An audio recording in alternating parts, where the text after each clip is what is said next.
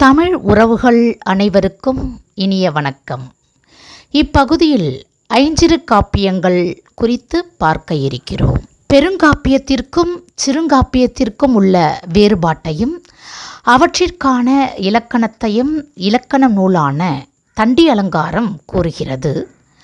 அறம், பொருள், இன்பம், வீடு ஆகிய நான்கும் அல்லாத வேறு ஏதாவது இலக்கண அமைப்புகள் காப்பியங்களில் குறைந்து வரின் அவற்றை பெருங்காப்பியம் என்று கூறுவார்கள். ஆனால் அறம், பொருள், இன்பம், வீடு என்ற நான்கினுள் ஏதேனும் ஒன்று குறையினும் அது சிறுங்காப்பியம் என்று கருதப்படுகிறது. காப்பியம் என்று தமிழில் எந்த பிரிவும் கிடையாது. வழக்கத்தில் கதை சொல்வது போல ஓசை முதலியவை தொடர்மொழியாக வருவனவே பாடை என்று சுன்னாகம் என்று குமாரசாமி புலவர் அவர்கள் குறிப்பிடுவார்கள். பாடை என்பது ஒரு வகை திசைச்சொல் என்றே குறிப்பிடலாம்.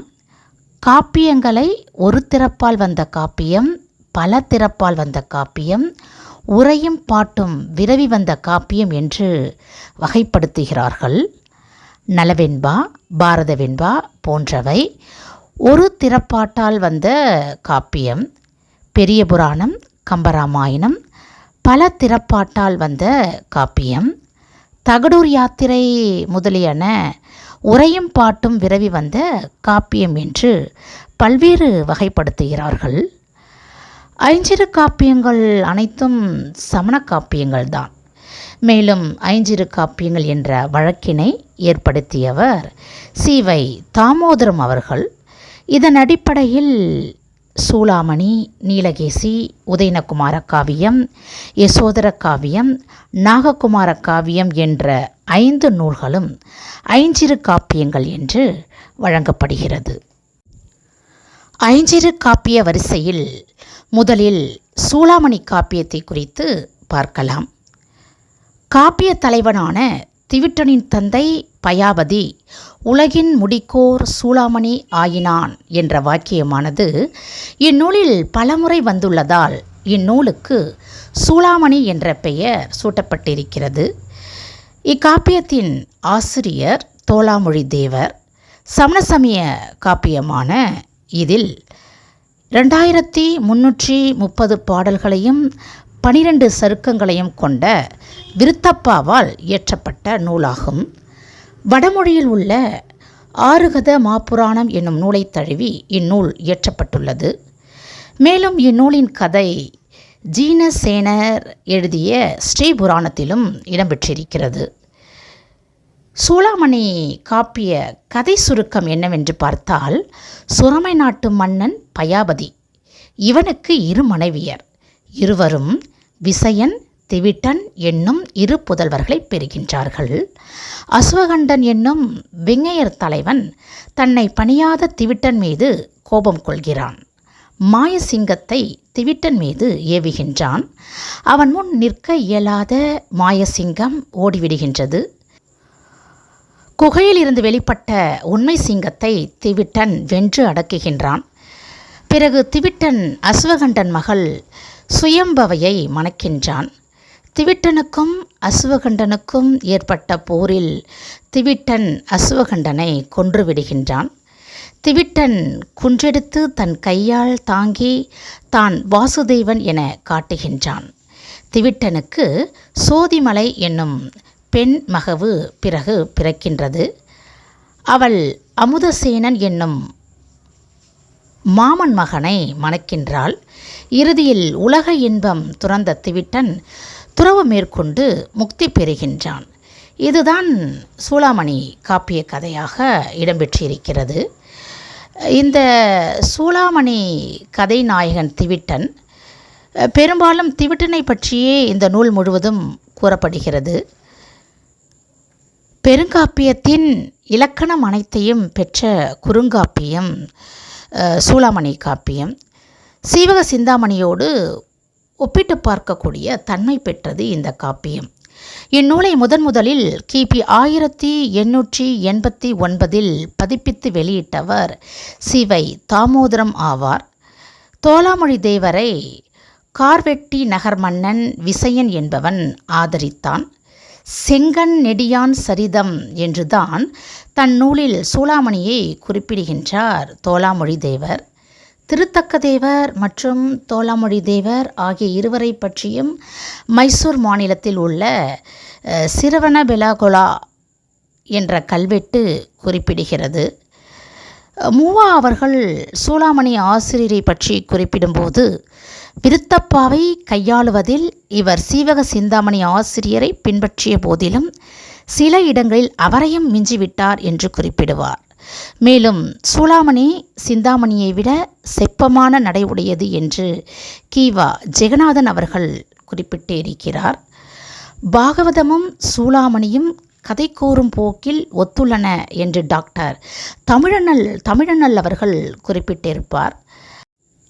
சிந்தாமணியில் கூட இத்தகைய ஓட்டமும் இனிமையும் இல்லை என்று தேப்போ மீனாட்சி சுந்தரனர் அவர்கள் இந்நூலை குறித்து குறிப்பிட்டிருப்பார்.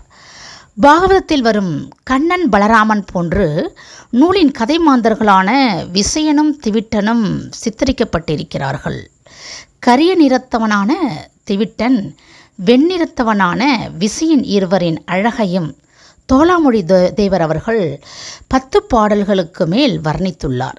இப்போக்கு பிற்கால உலா இலக்கியங்களுக்கு முன்னோடியாக அமைந்திருக்கிறது என்றே கூறலாம்.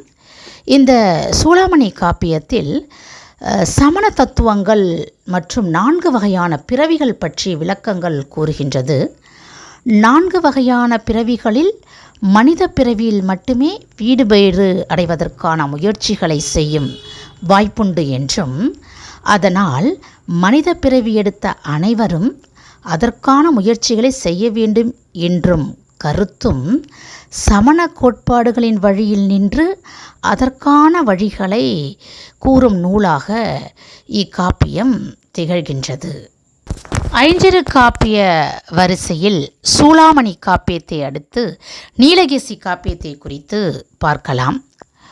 நீலகேசி என்றால் கருத்த கூந்தலை உடையவள் என்று பொருள். யாப்பெரும் கலவிருத்தி இந்நூலை நீலம் என்கிறது.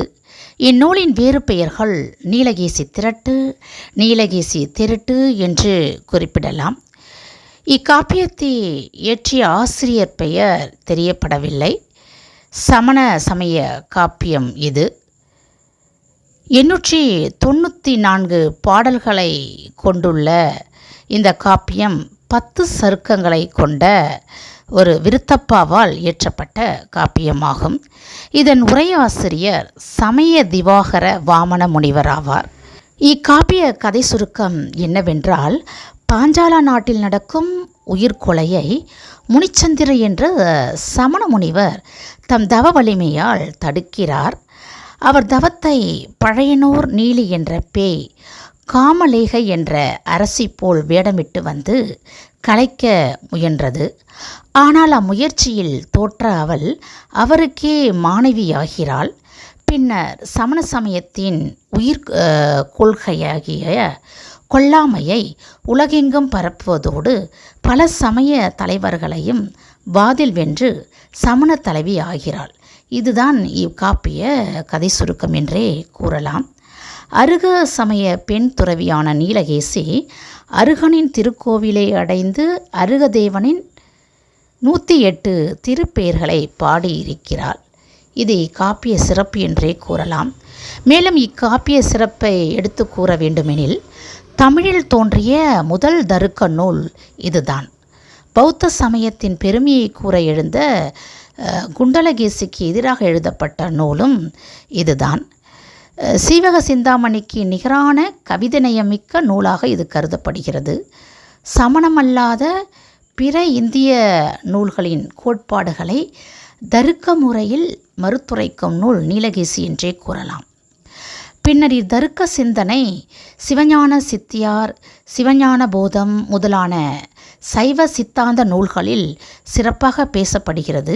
இருந்தாலும் இத்தகைய சித்தாந்த நூல்களுக்கு நீலகேசியே முன்னோடி நூல் என்றே கூறலாம்.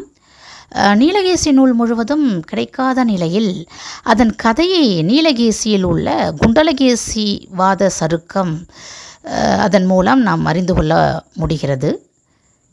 நீலகேசி நூலுக்கு மல்லி சேனாசிரியர் இயற்றிய உரையை சமய திவாகர விருத்தி என்றும் அழைப்பர். இந்நூல் கிபி 7ஆம் நூற்றாண்டுகளுக்கு முற்பட்டது என்பர் தேப்போ மீனாட்சி சுந்தரனார் அவர்கள். நீலகேசி நூலை முதலில் பதிப்பித்து வெளிவிட்டவர் சக்கரவர்த்தி நாயனார் என்றே கூறலாம். முதலில் பதிப்பிக்கப்பட்ட ஆண்டு எதுவென்று பார்த்தால் 1936. நீலகேசி காப்பியமானது தெய்வங்களுக்கு உயிர் பலியிடுதல் தீமை, இறைவன் அருளிய அறநெறியில் ஐயுறல் கூடாது, பேராசை தவிர்க்க வேண்டும், மெய்த்துறவோரை மதித்தல் வேண்டும், நட்பு புகழ் இவற்றால் மயங்குதல் கூடாது, பிற குற்றங்களை அகற்ற வேண்டும், முறை தவறி நடப்போரை திருத்த வேண்டும், யாவரிடமும் மெய்யான அன்பு செலுத்த வேண்டும், மாந்தர்த்தம் அறியாமை போக்க வேண்டும் என்று பல உலக நீதிகளை இக்காப்பியம் எடுத்துரைக்கின்றது. நன்றி.